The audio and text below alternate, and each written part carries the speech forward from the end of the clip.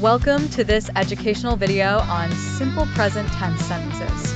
The simple present tense is a fundamental aspect of the English language, widely used to denote actions that happen regularly or are generally true. In this video, we will explore various examples of simple present tense sentences, helping you understand how to form them, when to use them, and how they fit into everyday conversations. Scene 1. Introduction. The host welcomes viewers and briefly explains the importance of the simple present tense in communication. Hello, everyone. Today, we're diving into the world of simple present tense sentences, a crucial part of everyday English. Scene 2. Structure. The host describes the basic structure of simple present tense sentences. Subject plus base verb. For instance, I walk, she reads, and we play.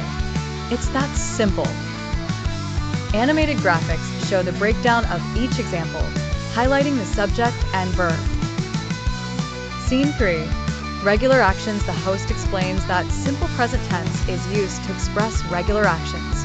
If something happens frequently, we use the simple present tense. For example, I eat breakfast at 7 a.m.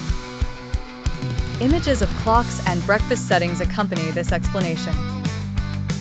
Scene 4. General truths. The video proceeds to explain that simple present is used for general truths. This tense also describes facts and universal truths, such as the sun rises in the east, or water boils at 100 degrees Celsius. Animation illustrates the examples with sunrise and boiling water.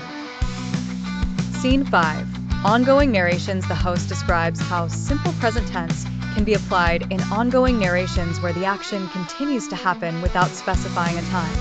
When narrating stories or events, John drives a bus. It's ongoing and relatable.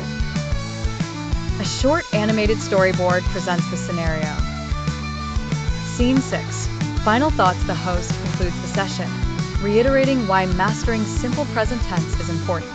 Understanding and using simple present tense helps you discuss regular habits and general facts effectively.